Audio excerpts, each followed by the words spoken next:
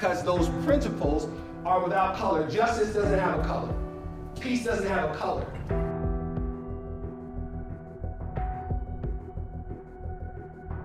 This is happening across campuses and on the streets. This organization started out of another need, and that was for peace. And this is what I'm talking about, being men of peace. This is where you and I are here.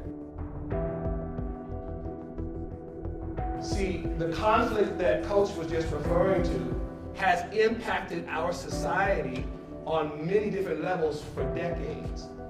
Not even subtle. They're saying we're coming together to speak resistance against an oppressive power. We stand against Israel. That's what you want to do? You have the constitutional right to stand against whatever.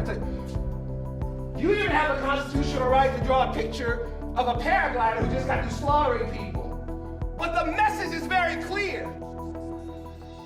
If I'm Jewish or Israeli and I walk in and I see that poster, am I thinking resistance, or I'm thinking I probably better go around this quad?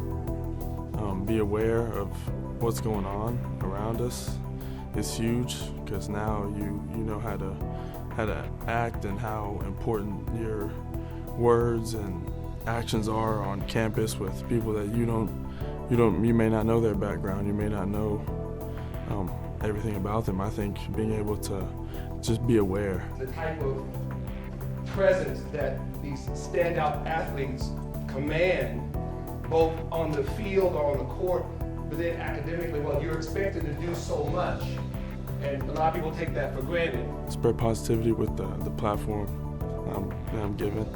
I think not taking the platform for granted and use it for the right things. It's huge, whether that's how I present myself to people I just meet, or just speaking to people when I walk around campus or somewhere, or always speaking good about the university, and what it represents. Why would they ask Dr. King, Byron Rustin, A. Philip Randolph, and all these other civil rights warriors to comment on something that was thousands of miles away from where they were? And the answer to that question was they saw them as world leaders.